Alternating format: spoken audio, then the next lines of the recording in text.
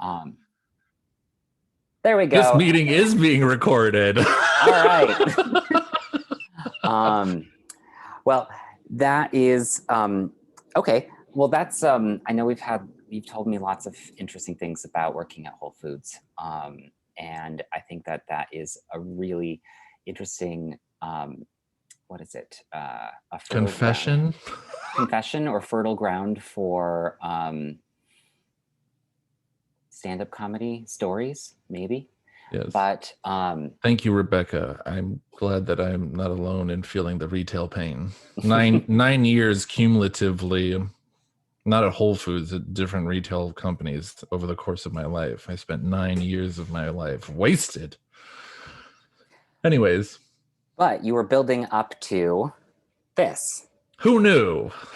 Seriously, I had no idea. I had no idea that I was building up to that.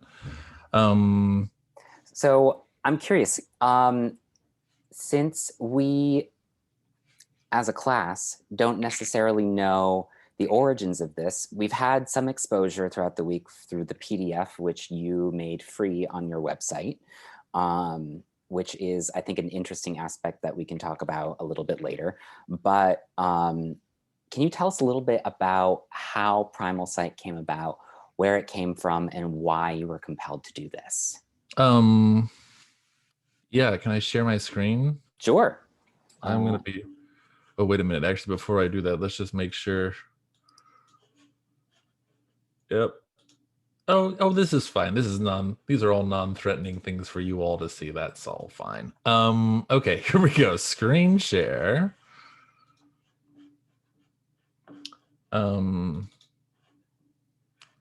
Let's see. How do I want to find? Oh, I know where I can find it. There's this site called A New Nothing, and when I first found it, it was 2015, 16, and Tsar Christoph. The first time I saw this photograph, I thought, wait a minute, black and white photography is not supposed to do that. Everything that's happening in this photograph is not how I'm used to seeing black and white photography executed, thought about, constructed, composed. This felt like something wildly different. And it felt like something that I was really excited about, and like something that not a lot of people were talking about. And the more and more I looked at A New Nothing, the more and more I found photographs like this one. I'm not sure that it was on A New Nothing that I found another one, but a friend of the folks who run A New Nothing. Can I ask you a question, Efrem? What? Can you tell me, because you say that in that photograph, like black and white photography is not supposed to do this. Can you say, I mean, like, obviously. Where's the Z axis? There's not someone walking down the street. There's no perspective. There's no perspective. Okay, yeah, so this isn't like street photography. This isn't fashion photography. This isn't, there's no sense of, there's no window here. This could just be like a sculpture as much as it is a window. It just doesn't feel like Lee Friedlander or Gary Winogrand or Helen Levitt or, any of those other wonderful white folks who just did so much to establish that photography is, anyways. Definitely. It felt like and it feels like a threat to all that. It feels like a threat to all of those like things that I was taught and told that this is what photography is and supposed to be. And then like I said, then I started seeing, then there were other photographs like Claudio Nolasco's photograph. I started finding all these pictures on A New Nothing, and it felt like a secret universe that I didn't have access to or hadn't seen previously, and I didn't really see a lot of people talking about, but seemed to be everywhere on this website. And so I had already established this relationship with this magazine called Dear Dave Magazine. I had already curated a collection of photographs for the 23rd issue of that magazine. And I was collecting all these black and white photographs. And at about like, I don't know, 25 or something, maybe there were more than that. 25 ended up, I'm getting ahead of myself. I probably had anywhere from 30 to 50 of these black and white photographs. And I decided to pitch the idea of a collection of photographs that looked at contemporary black and white photography to this magazine, Dear Dave magazine. And in the 26th issue of the magazine, there was a portfolio of 25 photographs that became the first printed iteration of Primal Sight. And I, that's how it started. And I feel like I sort of glossed over although I sort of touched on it. These pictures just felt like upside down, backwards. They felt inside out. They felt like they were all wrong and not supposed to exist. And I appreciated that. I liked that. I'm very attracted to that uncertainty, that discomfort, that unfamiliarity, because, I'm queer and that just feels like home. Mm-hmm. Okay. That is, I love that. Thank you so much, Efrem. And there were a couple of things that you said that bring up a couple of other questions in my head, which is this. I keep coming back to the idea of like, these photographs are not, like, this is not what black and white photography is supposed to do. And you mentioned sort of like the people who are what we think of as historically the quote unquote canon of photographs. And I think that you're also absolutely 100% right to bring up the fact that we think of like the canon of photography as like essentially being these like white males, like Edward Weston and Ansel Adams and Gary Winogrand and all these other people. And I think that now, at least going on that sort of direction, we are starting to see a little bit more of a mining through history to see if we can find other people who were also influential and creative at that time. And I think that's partially where... yeah, look, I love that we're on Rodrigo's picture here. That's the Mona Lisa. Yeah. Yeah. Totally. Well, I just think it's so interesting that, okay, and actually that brings me to my next thing that I want to talk about with this book before we dive into like the actual black and white imagery, which is how people and photographs were selected for this book. Because you say something so perfect about your selection process and your philosophy of putting people into this book that I think is really important for everyone to hear. Oh, now you put me on the spot. I feel like I'm not going to say the one that you're thinking of. I can put words in your mouth if you want me to. Well, I'll just start by answering. And I'm curious to know. I'm curious to know your answer to that question. I'm going to answer it, but then I'd like to know your answer to that question. Okay.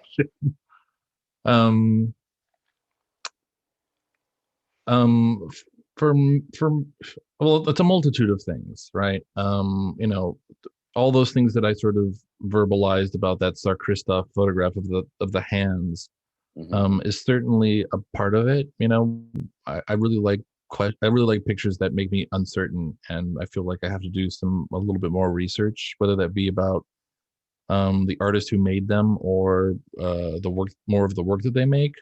I appreciate that. But I think deeper. I think what you're stabbing at is I'm really interested in making these projects where everybody gets to get up on a stage and gets the same bullhorn. There are very canonical figures. There are people who make those photographs that I'm so not vehemently against, but like I was just throwing a big old brick through their window. There are plenty of people who are in this book that make that kind of work. Aaron Siskin, Dwayne Michaels, Roger Ballin. I mean, there are figures in this book who, I mean, even Richard Rinaldi. I mean, that's canonical. Yeah. Still kind of young, but getting there. Definitely going to continue to be a part of the conversation. And I think putting them next to, like people who there's got to be at least a few folks, I can't think off the top of my head right now, who are completely uninstitutionalized.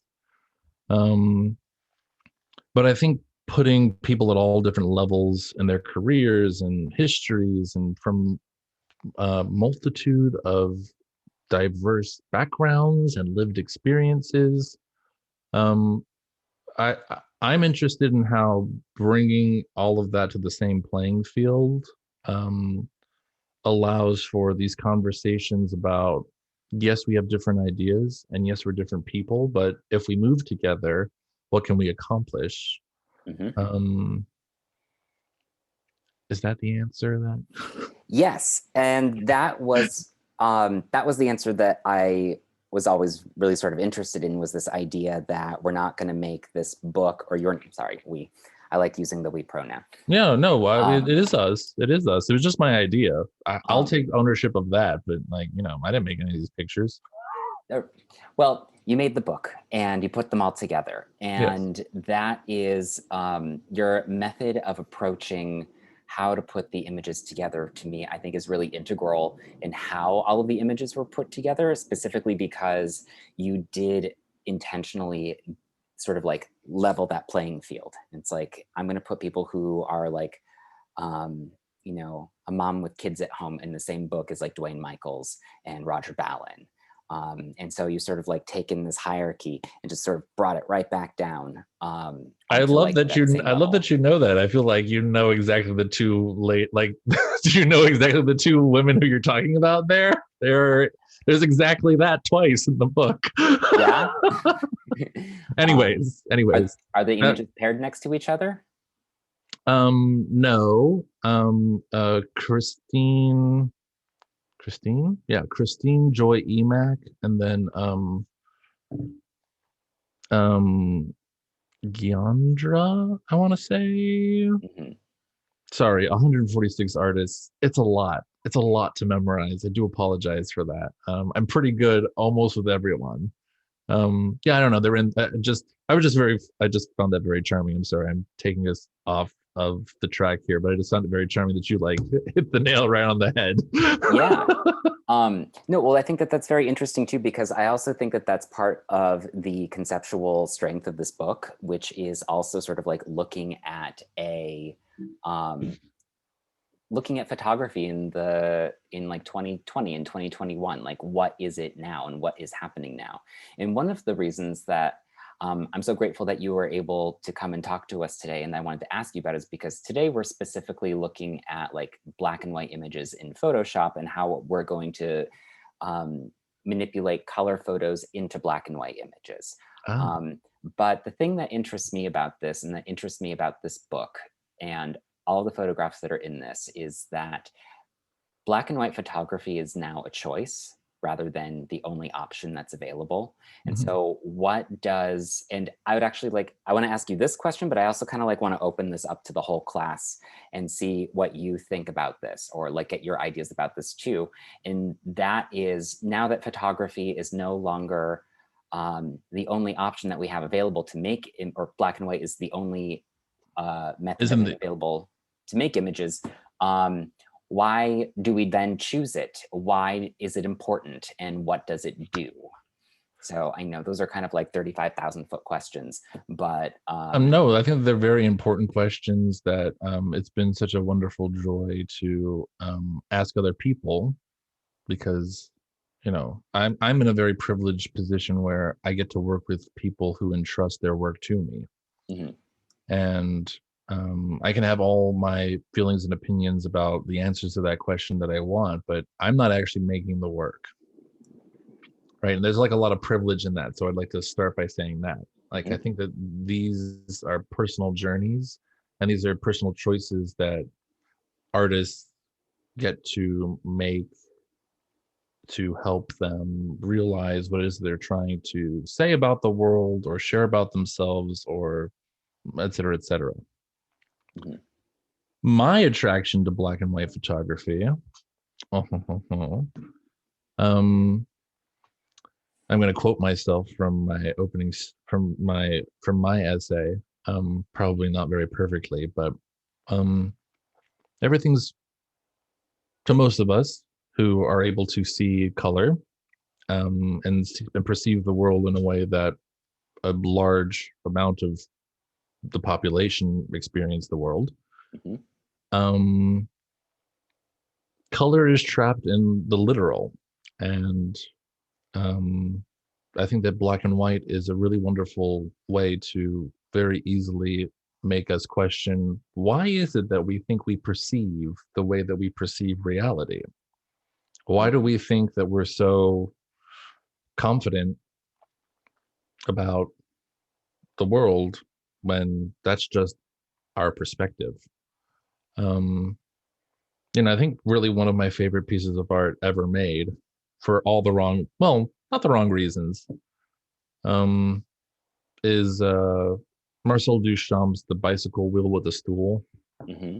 Here are these two things that people think that they understand perfectly, and then you put them together and you don't really actually understand anything about your world or your reality or the systems and functions that surround these things that you think you have such a clear, clean grasp on. Mm-hmm.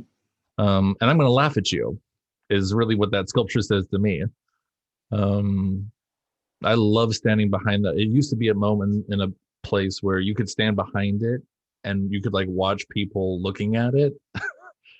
And it was really just great to see people trying to figure out what it was. And it's like, you're just not, you're looking at it. You're looking at it. You're Mm-hmm. giving it way too much credit, and you're taking yourself way too seriously right now.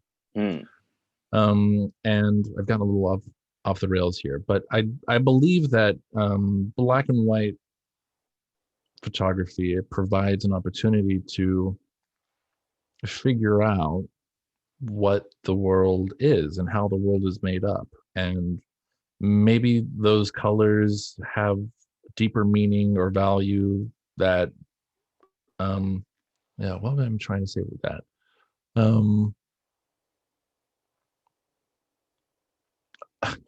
I guess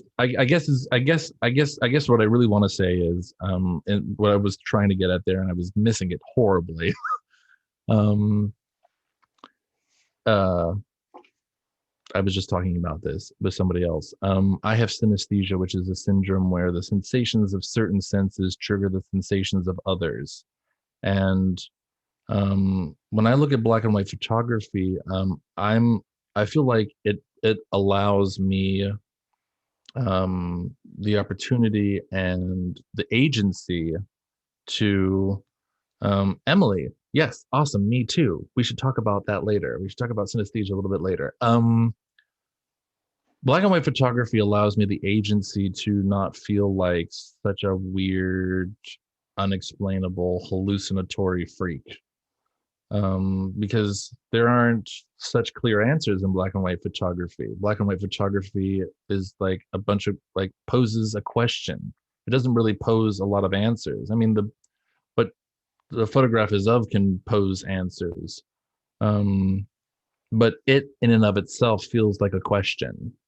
A question of how to goes there kind of thing. And I like that it provides that opportunity.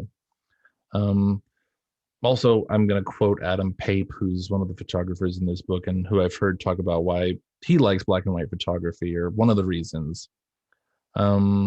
It totally suspends things. It totally suspends belief, which is basically what I've been saying, in that what season's happening in these pictures. Like that picture right there, like stop right here, Christine Potter. Is it summer? Is it winter? Is it cold? Is it hot? What does that light, what's going on? How does that light feel? I don't know. We get to use a much more creative aspect and fluid aspect of our minds to fill in the gaps. And the way that I see that picture is different from how you're going to see that picture, Logan, or how anybody. I think black and white can what, Sarah? Black and white can what? Yeah, I pressed enter too soon. I was thinking how it kind of dumbs everything down to what's most important. Like, because I feel like in a lot of images, colors can feel distracting in some ways. like if you're trying to really capture, I don't know, I guess like the soul or like the rawness of an image, and you have all these bright colors, and maybe that's what, it looks like in real life, but it might take away from it in that, single moment captured. Mhm. So I don't know. I feel like it really kind of dumbs the whole thing down and gets at what's most important.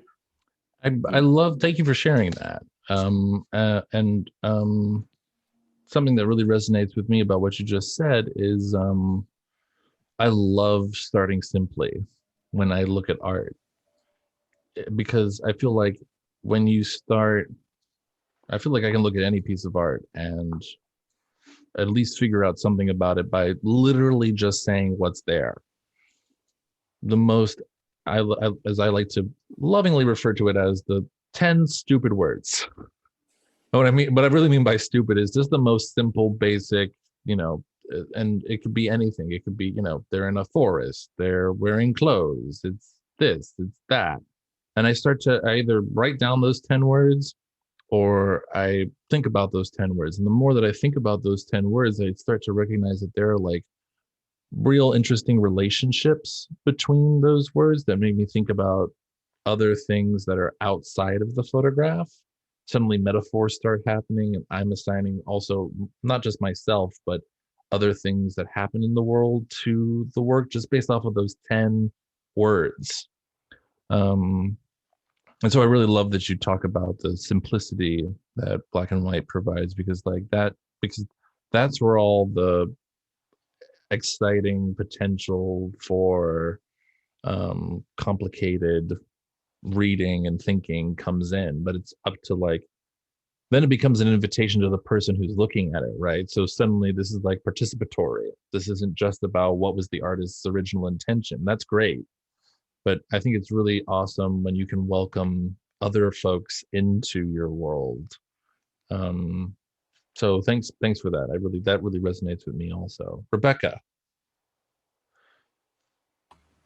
Yes. So Emily said something really important in chat. And she said it strips away a layer of reality, which is really interesting to think about, because it's not so much that we don't get to see black and white in reality.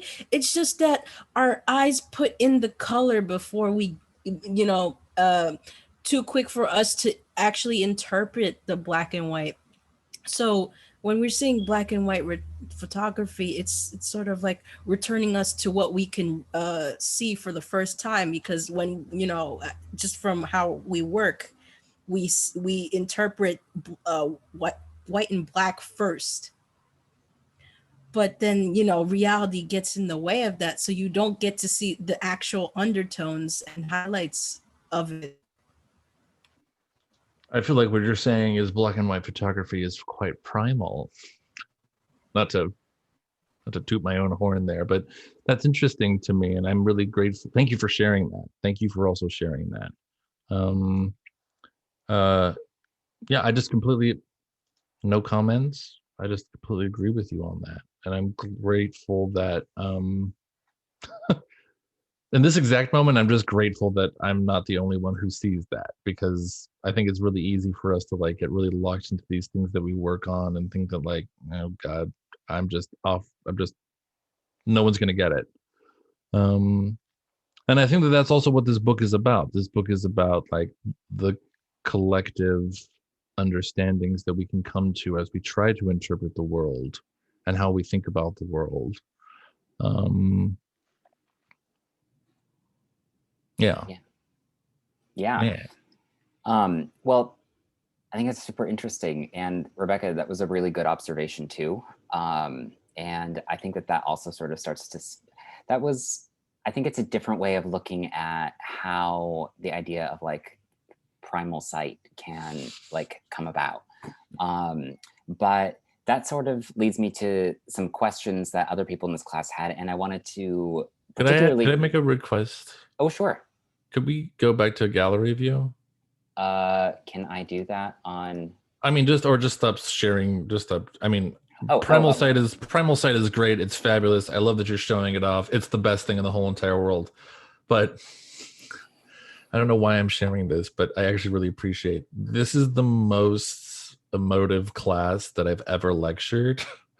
And I just took note of that when like this class first started, that like you all really smile a lot and have like a lot of personality, and I really, really appreciate that. And that's not to say anything about the folks who don't have their cameras on. I'm totally fine with that also. The level of comfort has to be your own, but like it's just really nice to see all these smiling faces. So what were your questions now? All right. Well, maybe that has partially something to do with the fact that I sent an email out at the beginning of the semester guilting them all into turning their cameras on. Well, you and every other teacher, you bastards. But that leads me to, okay, so the images that we left off on when we were looking at Primal Site actually bring me around to a question that one of our students, Emmanuel, had. And Emmanuel, I think that that last image that we left off on of the girl standing underneath the tent with a bunch of the people sitting or sleeping or laying down behind her. You had an interesting question about that, and maybe you can reiterate that or tell us more about your thoughts about that particular picture and the question that you had that arose from that. Ada Torrio is the artist's name. So I'm trying to remember what the question I asked, because this was a couple of minutes ago and my brain is already starting to go off of the rails and forget the question. So I think I'll just backtrack and try to re-explain what I was saying when I saw this image. I thought it was really interesting. This was the one that stood out to me the most because it's a black and white footage, right? And the lighting does a lot to dramatize a lot of things in the footage. But what was interesting to me is seeing these two pictures together. One being the picture on the left, it looked like a house for where homeless people would sleep. Being in New York and growing up in my part of Yonkers, I've seen like a bunch of people get creative on how they live. I've seen people live on benches, people live in next to dumpsters, the whole shebang. But seeing this picture of this girl next to what I thought was like a homeless person's house, just standing in on top of like a bunch of people, what I assume to be her family possibly, and just smiling, not like innocently smiling, not a care in the world, just looking at a camera and saying, "Ooh, I hope you take a good picture of me," and that's it. So let's try and dig out the question again. So I remember you asking kind of specifically like how, and there was a combination of a couple of different people who were asking this. I think Rebecca and Hope were also asking about the idea of like, why did you put certain pictures next to other pictures? And that, Emmanuel, I think that's where you were going at, because you weren't quite sure like why this picture was next to the other picture. Right. And I think I have an idea of what Efrem's going to say, but I'll let Efrem say it. Well, first of all, I'd really like to, that's really interesting, what you shared, Emmanuel, thank you. Because to me, it just looks like a sloppy construction job in front of a New York City brownstone, and that picture on the left, with the tree growing out of wherever that tree is growing out of. And I absolutely take for granted the potential that maybe there is something else going on there that that I'm not aware of. For me, what I was responding to putting those two pictures next to each other is I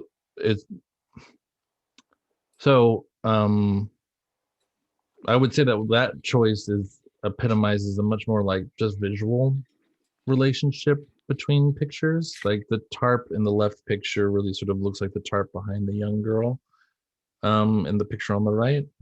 The picture on the left his name is Sam Schmieg, and I am going to share the screen real quick. Yeah, please. So thank you. And then on the right is Ada Torrio's picture. And there was just something about the tarp on the left and then the tarp above her head.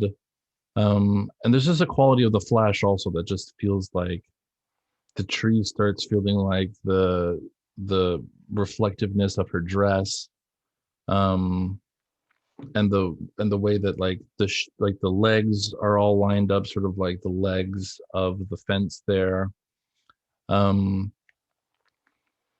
it's interesting to think about what else is going on in that photograph on the left, which again, like I said, just to me looks like sloppy construction going on in New York City.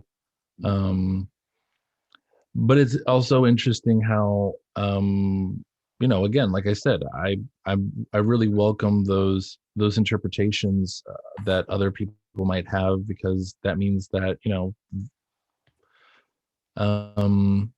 the thing that's most exciting to me about making something and being able to have the privilege to put it out into the world and share it with other people is,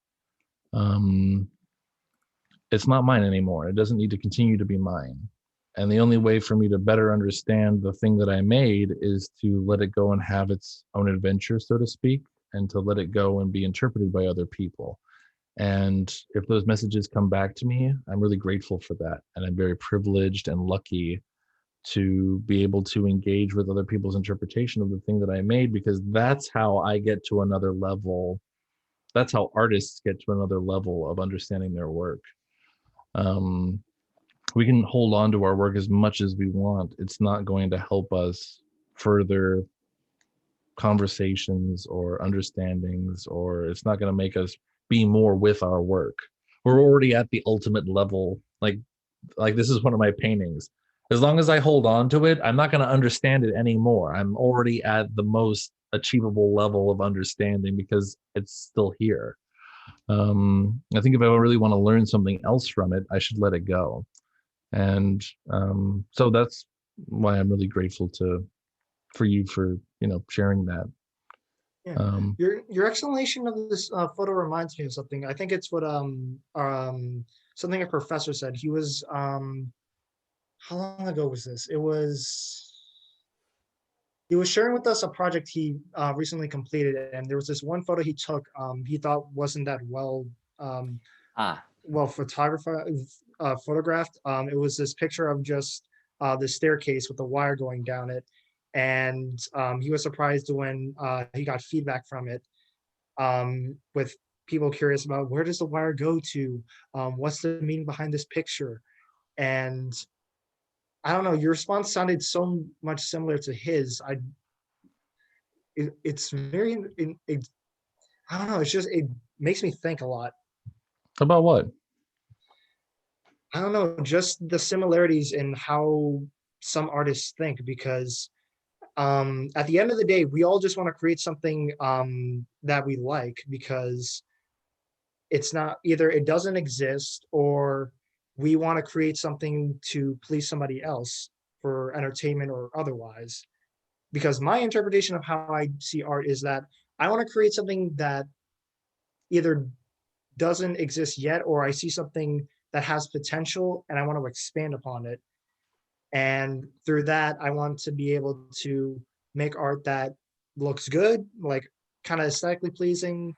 But I also want to be able to make art in the sense that it doesn't have to be drawn, doesn't have to be photographed, it doesn't have to be one specific medium. It can be any type of medium, from a picture to writing and anything in between. But so long as it tells a story, I'll be satisfied. Does the similarity between my explanation between those two photographs and your professor, does that disappoint you, or does that? Oh no, it doesn't disappoint me. It makes me excited, really. Okay, cool, great. I'm not. That was really insightful and really thoughtful, and I really feel like, what level are we at here? Juniors, sophomores, what? This is my second semester here. Okay, so we're all a jumbled mix. Excellent. We're all over the place here. Oh my God, love it. Okay, I hope you're all really interacting with each other and like building community and network. Because I'm absolutely about to say like that totally parental thing. I wish I thought the way that you thought when I was your age. Because being able to recognize that there's this thread between ways of thinking about art and talking about art is like a level of honesty that takes a lot of practice with ourselves, to be able to like strip away everything that we want something to be and talk about what's there and what potential lies in what's there. Like no matter, like, I just want to be Jackson Pollock, but no matter how much I want to be Jackson Pollock, I'm not ever gonna be Jackson Pollock.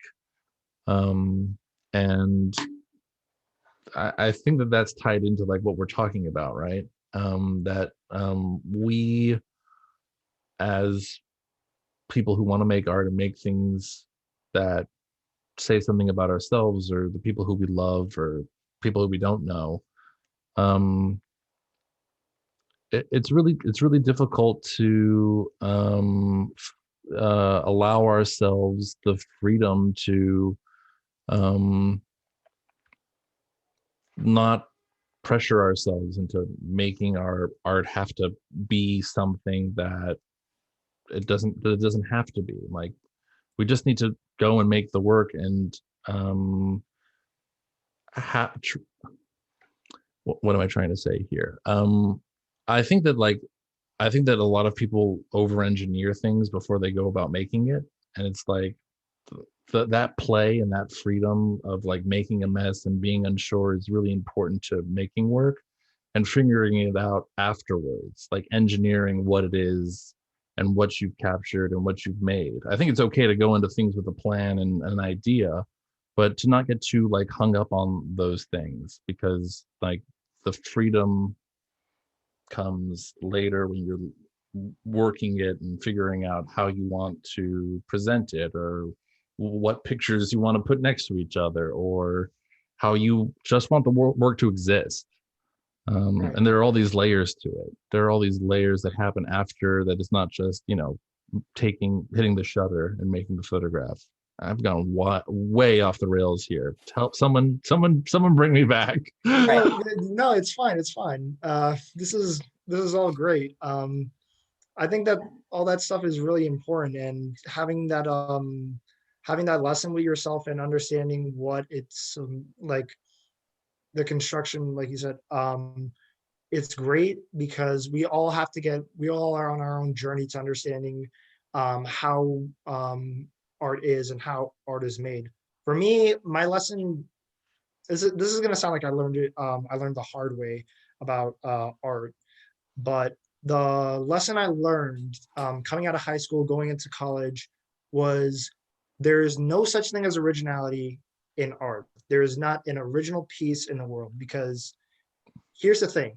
Someone could have thought of that exact idea you had and just never have made it. You can have the exact same idea as someone else, and you're the one who puts it into creation. And to go even further, there can already be something that you've made that's similar. Like two books that are written about the same scenario. A guy goes into a coffee shop and learns the truth about life. There can be two books the same about that, but the approach is entirely different. And you might be drawn into one because of how the book is written by one person, but you might be driven to the other one because the way the person describes how everything happens in that story. You know what I'm saying? You know what I'm saying? I kind of sound like I feel like I'm rambling a little bit. No, I think that what you're talking about is like, I mean, I'm thinking about Carl Jung, right? Like the collective unconscious is like a really real thing, and that not everything is based off of sex, like, Freud would have us believe. But also what's interesting to me about what you're saying right now is, I think that there's also like, well, I don't want to tell you what you're saying, but I would just say that have a healthy uncertainty of that also, because I think that there's some of what you just said that comes from like a deep institutionalization, right? And it sounds like what I was also thinking about when I was listening to you was I just would like to say that you all are only in competition with one person, and that's you. And I think that it's really easy to because of the state of things, whether it, and I don't think this is just exclusive to the art world. I think we live in a world where we have to be manipulated into thinking that some for you means less for me, and that there's not an overabundance of availability and potential and space to share. So, I would just say that where I think I agree with many of the things that you say, I think that the idea that like art is dead and that everything that ever is going to exist already exists, like, that also makes me think of like matter, right? Like we're never going, like all energy that is ever going to exist already does exist, right? But like how you receive that energy and what you do with that energy is completely up to you. This is why I don't believe in karma also. Like if someone sends you some energy and they want it to be a certain way, that's cool and great that was their original intention. But if it's yours now, you can do whatever you want with it. I want to bring us back around. I love all of that. Please. Yeah. This was, we could go and go and go. Thank you for indulging the madness. No, that was a really interesting, as I like to say, that we just went on a really interesting journey. But I do kind of want to bring it back around to the idea of black and white photography. I was about to say, oh, right, we were talking about black and white photography here. Because we are going to wrap up the conversation in just a little bit. But I wanted to bring it back around to black and white photography. Specifically, I wanted to open it up to the class and hear some ideas about why you think black and white photography might be important in 2021. Like, why is it important that we have black and white photographs today? We already talked about this a little bit with this idea of like stripping away the reality, stripping away a layer of it. But what are some other reasons and motivations for why we might want black and white photographs? Oh yeah, we've got lots of hands. Let's see. Bailey was first. Let's go to Bailey first. Hi. First, I just want to say, like, I don't know, I've really enjoyed listening to everyone's comments. But I have a specific photo, I think that sort of my thoughts are following right now, which is the Richard Rinaldi one on 18 with the, it looks like a theater. I think it's a theater. I'm pretty sure it's Webster Hall. Oh, wonderful. Yeah. But we were talking sort of about how like black and white photography can equate like a kind of timelessness, which I sort of inherently, I think, equate to like film noir and like the Twilight Zone, just because like I kind of grew up on that, which like also goes hand in hand with the whole thing with, drawing your own metaphors that you were expanding on earlier. You missed it, Logan. You were right there. Okay. But yeah, I just wanted to sort of I don't know, I really like how it wasn't really, I'd had a question somewhere, but I think it has escaped me at this point. Let's praise Richard Rinaldi. Let's go for it. The omission of the date I really enjoy, because if the whole thing is like, how does black and white photography have a place in 2021? I kind of like to subscribe to the sort of the realm of thought that Emmanuel was sort of touching on earlier.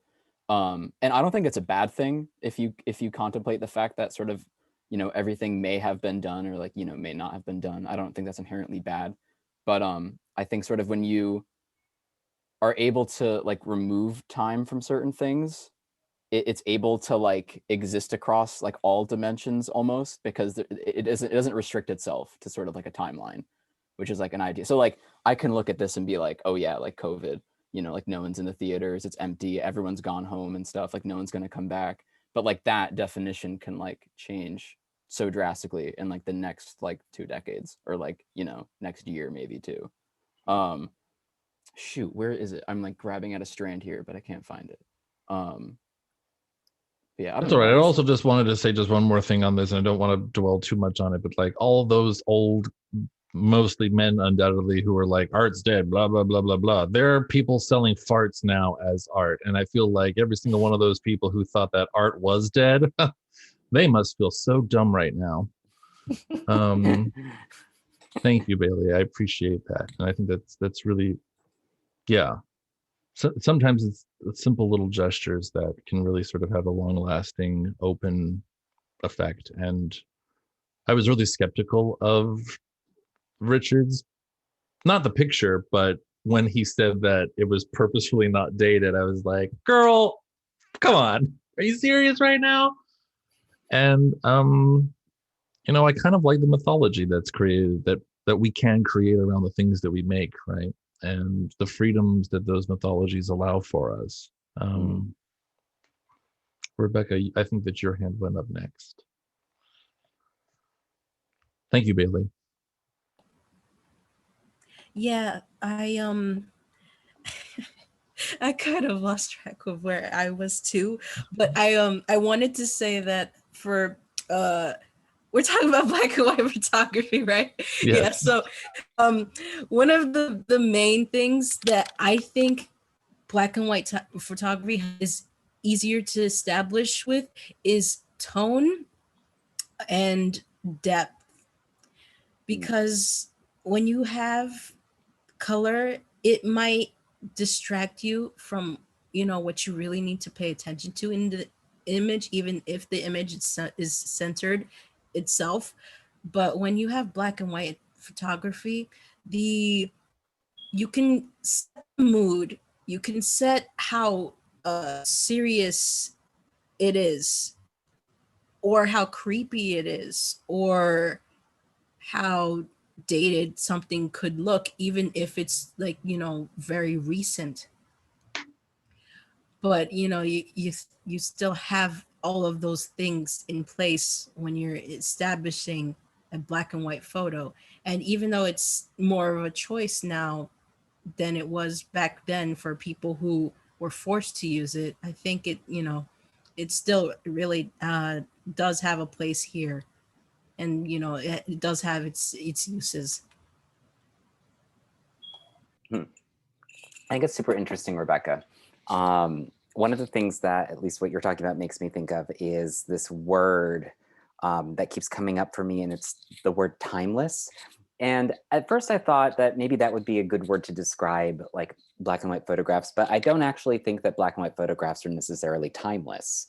I think that they are, despite what Richard Rinaldi might want to say about dates, I think that black and white photographs are, in a sense, dated. They are of a certain period of time. And I think that there's a certain amount of nostalgia that's wrapped up in black and white photographs too, because the technology itself is from a time when maybe things weren't necessarily simpler, but we weren't constantly being bombarded with the amount of information that we are bombarded with today. And that includes both like actual like news and facts about the world, but it also involves visual imagery. And I don't know. Sorry, facts about the world. It's funny to see that. Yeah. But I'll just make my point real quick. I think it's interesting because I think that black and white photography on some level, like it can function for some people as a separation from the present at the moment, even though it may be of something that is happening contemporaneously right now. I think that it also does create this separation between something that is hyper realistic and based in the idea of selling us some sort of reality. Black and white photography kind of like acknowledges that photographs don't necessarily tell us the whole truth. Yeah. And it's interesting that you say that it's not timeless, but it does establish a certain period of time in a sense, because if you stop to think about it, back when they could only establish black and white photography, that was due to technological limitations, but that was more because they didn't have the technology to interpret color, because cameras back in the day, they could determine the color, but it came out black and white because of their limitations. So it's really interesting to see that like we're in a bizarre world where it's flipped now, where it's color established first before black and white, and it was black and white, and it was established color back then though. Mm-hmm. Yeah, I think it's super interesting. Okay, thank you, Rebecca. We're gonna move on real quick. Hope, what's your question? I'm not sure if you or Caitlin raised your hand first, but we'll get to your question too, Caitlin. Just hang on. I guess it's not like so much a question, it's just kind of more of a statement. Like, I don't know. I don't think I'm ever gonna completely understand why I am so drawn to black and white photography. Like, I'm constantly in a battle with myself. It's not really a battle, but I'm always like, maybe you shouldn't put those photos in black and white. All those other ones are, and I always end up like losing. I'm like, no, I'm putting it in black and white just because I think like I have some, kind of guesses as to why I'm so drawn to it. I just feel like when I look at black and white photography, I feel more connected to it than I do when I look at a photo that's in color. Because I think like, I've always been really drawn to like the old film photographs and like, how can I feel so connected to something that happened like years and years and years ago and I wasn't even alive? Like how, and I think like black and white photography really creates a focus, and whatever subject is in that photo, when you put it in black and white, that's what's important and that's what you focus on. And I think black and white photography for me creates a stronger connection than a color photograph personally. Interesting. Okay. I'm gonna think on that for a minute. Let's go to Katie. What's your question? I'll make it kind of, it's not really a question, it's more like an answer to a question I think you asked about why black and white is so important to like kind of our contemporary world that we live in. And I think more or less the importance is just that I'm not an expert at all in the slightest, but I feel that black and white photography is so different than color, obviously. But I think going off of what Hope said, and I think it might have been Rebecca, that black, and as well as you, I think that black and white photography is less distracting. And we can kind of compare it, like you go into New York City and you go into Times Square and there's so much color and there's so much commotion, there's so many things going on. And although photography can capture everything into like 1 second of like what's happening, but like in reality, you capture that in black and white and everyone's going to see something emphasized in a different way, because that kind of photography, it captures a different kind of lighting and a different kind of, like if we're talking technically, it's a different like focus, like what Hope's saying, and it gives you a greater connection to what it is you're looking at. So just because I have a connection to like something in a photograph that maybe Hope doesn't see, it doesn't mean that it's any more or less important. It's just, that's what I think the most important aspects of black and white photography are. If that makes any sense. I tried to condense that down to like 1 or 2 thoughts, but yeah, it sounds super zen, and I like that. It also makes me think about like how this conversation sort of started, like how the way that black and white photography is used is inescapably different than how those canonical figures used it.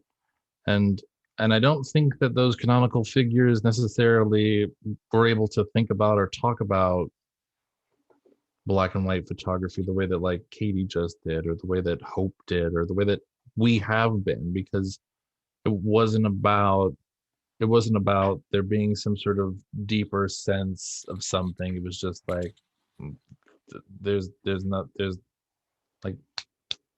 like that's all there was, like a willful ignorance, because like there was no other way to do it. Yeah. Or that it wasn't respected, or that the color photography was like not respected, and like black and white photography was like the respectable way to make art.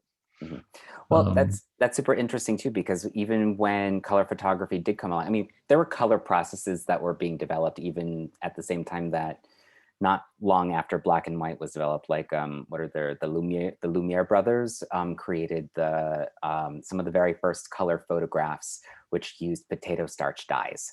Yeah.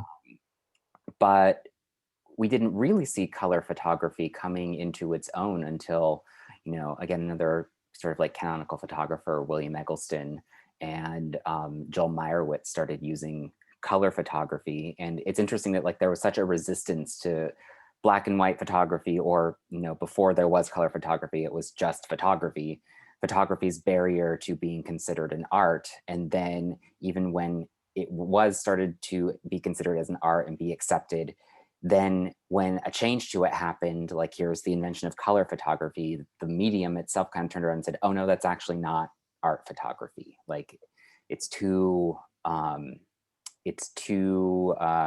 like, I think at that point, that was when people became aware of the difference that black and white photography does sort of like separate you from the world, whereas color photography doesn't, at least not in that sense if we're talking about pure representation. Anyway, Katie. Mic drop. And not to get super political, because I don't know anyone's like political views or anything, but I would say like over the summer, especially when we were dealing with like so many, like just this world was crazy over the summer, to say the least. But like when everything happened with George Floyd and that whole uprising came about, I felt like I saw so much more black and white photography than I have in my whole entire like life. Like just I felt like every time like I saw anything political like on social media or like any kind of like post where people were trying to like advocate for this movement, I felt like people were using black and white photography to speak volumes to what was happening. And I feel like that also like speaks very highly of what the meaning is and why people use like black and white photography, especially in like contemporary times. What do you think that is, Katie? I think it's to drive a point. Like I think people use black and white photography to as more of like a powerful way of speaking through a visual context. Do you think it relays a certain amount of seriousness? Yes. Oh, that's a question for the class too. Are black and white photographs more quote unquote serious than color photographs? I don't think there's a right answer to that. But slow and silent are two words that come to my mind right now. For black and white photographs? No, just what we're talking about. Maybe, yeah. Well, I mean, black and white photography certainly has something to do with this conversation that we're having. But like, there is a slowing down and a kind of silence that happens from removing all of that, because it's suddenly like instantaneously, like you don't even have to think about it. It is a way and a means of removing ourselves from the world that's around us. And it's actually kind of interesting to think about that in terms of like what you were talking about, Katie, with all of the way that it's been used and the photographs that have been being made, especially since George Floyd's death.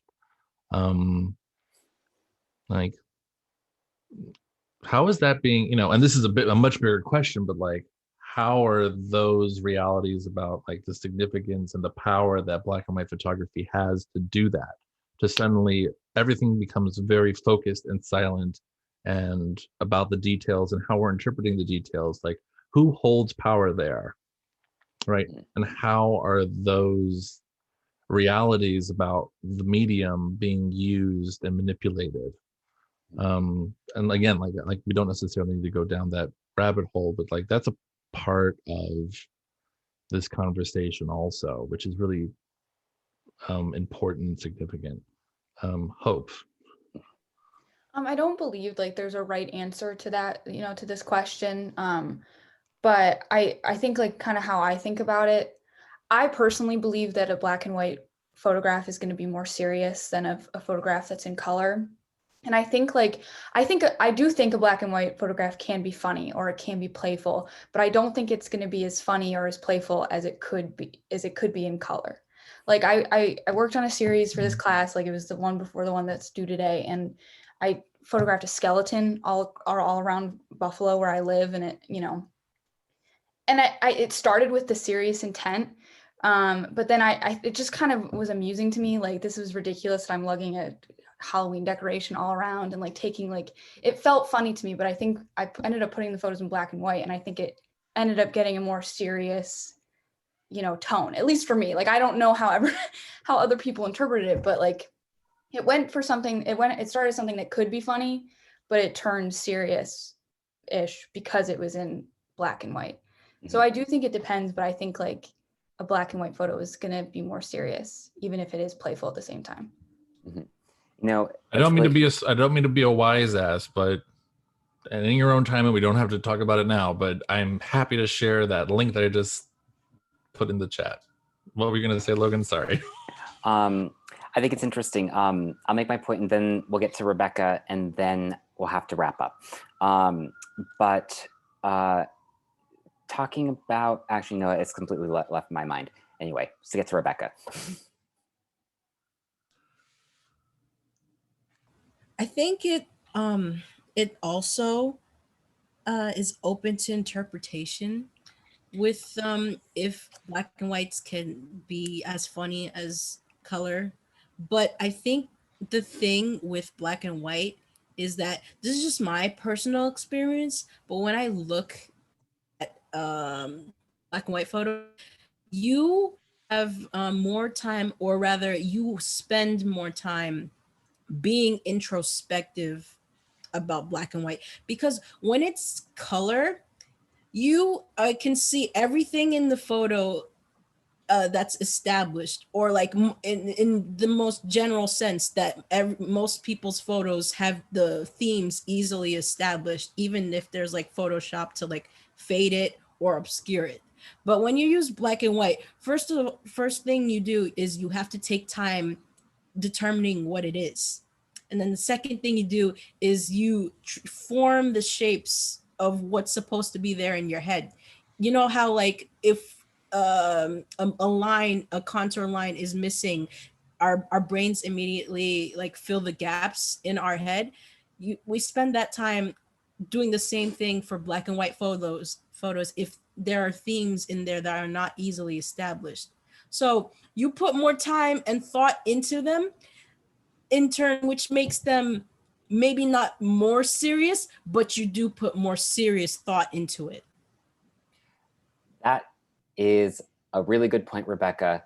And that kind of like brings us right back around to the idea of, are black and white photographs more serious than color photographs, and kind of like brings that whole idea back together.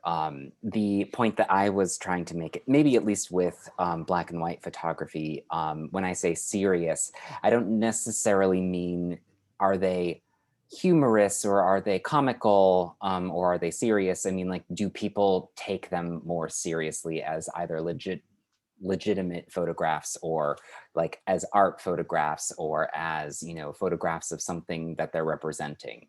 But I think that that's an important question to ask and to think about and to keep in mind. But I think that that's one of the reasons why I'm really glad that Efrem made this book, because it's enabled us to have this conversation today. With that, it's 5:15 and we have to wrap up. So I want to thank Efrem so much for coming to talk with us today. Thank you, Efrem. This was a really engaging and lively conversation. And I really appreciate it. So thank you. Thank you all for being present and participating. Again, I really think that I've never seen an ocean of smiles before. So thank you for having me and listening to me, because I'm fucking nuts. Bye. All right. Bye, Efrem. Thank you. Thank you.